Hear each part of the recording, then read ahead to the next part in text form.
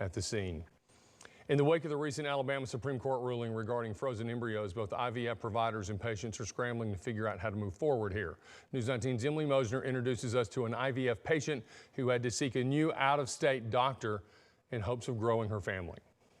Gabrielle Goydell and her husband have been trying for more than 2 years to grow their family. After a devastating 3 miscarriages within a year, they decided to try IVF. They got the ball rolling earlier this month. I started my shots on Friday, the 16th, which is the same day Alabama's Supreme Court made the ruled that embryos were children. Now, another obstacle in the way of their dream of a child. Goydell's clinic, like many others in the state of Alabama, are closed in wake of the state Supreme Court ruling on embryos. It's just devastating. It feels like a loss. When I found out that my clinic was closing, it felt very similarly to the way that I had felt in miscarriage.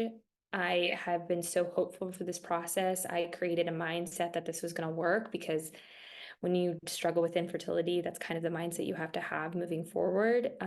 And it felt just like it had been ripped away. Goydell and her husband moved to Auburn, Alabama last year. Now, with the uncertain future of fertility in Alabama, Goydell turned to doctors in other states. I decided that I wasn't going to let their ruling stop me, so I just started calling clinics.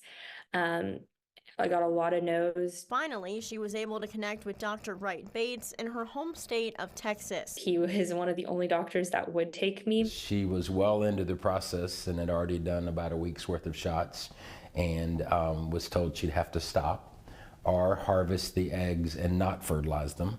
So, and eggs don't freeze as well as embryos.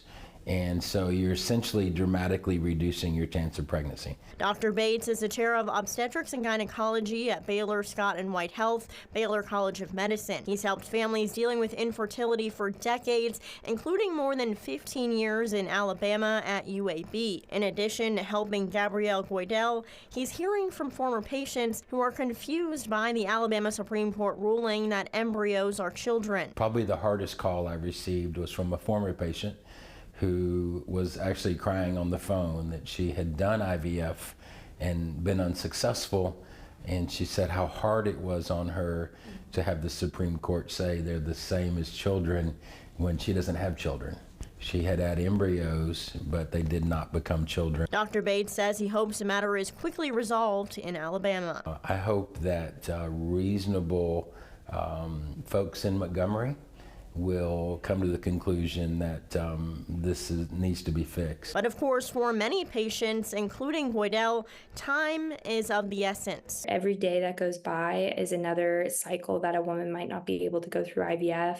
It's another egg, several eggs that she might lose. And a lot of these things are so time sensitive that even closing it for the 2 weeks or 3 weeks that it might be closed is hurting so many patients. In Montgomery, many lawmakers are working on legislation to restore rights to families. Governor Kay Ivey told the Associated Press on Tuesday that she anticipates having a bill on her desk very shortly. In Huntsville, Emily Mosner, News 19.